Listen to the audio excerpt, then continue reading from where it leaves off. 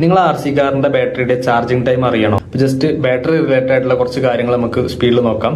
R C related ആയിട്ടുള്ള കണ്ടന്റിന് വേണ്ടി page ഒന്ന് ഫോളോ ചെയ്യുക. പേജിനകത്ത് കുറെ വീഡിയോസ് എല്ലാം ഉണ്ട്, ജസ്റ്റ് കയറി നോക്കുക.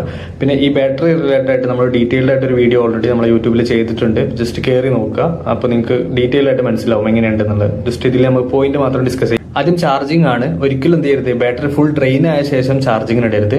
അതുപോലെ തന്നെ ബാറ്ററി ഓവർ ചാർജ് ആക്കുകയും ചെയ്യരുത്. ഓവർ ചാർജ് ആക്കി കഴിഞ്ഞാൽ ബാറ്ററി ബൾജ് ആവും, അതായത് ജസ്റ്റ് വീർത്ത് വരും.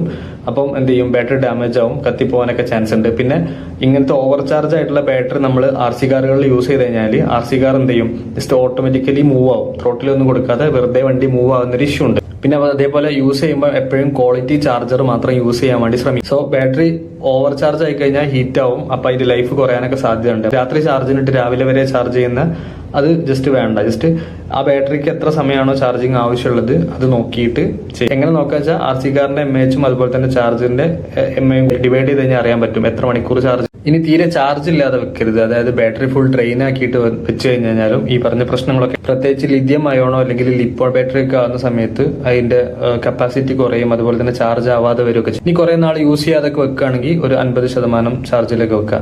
അപ്പൊ ഏറെക്കുറെ ഇതാണ് ഒരു മെയിൻ കാര്യങ്ങൾ. ഡീറ്റെയിൽ ആയിട്ട് നമ്മൾ എന്ത് ചെയ്തിട്ടുണ്ട്, യൂട്യൂബിൽ ആ വീഡിയോയിൽ ചെയ്തിട്ടുണ്ട്. അപ്പൊ ജസ്റ്റ് എന്ത് ചെയ്യുക, വീഡിയോ കയറി നോക്കിയിട്ട് അഭിപ്രായം അറിയിക്കുക.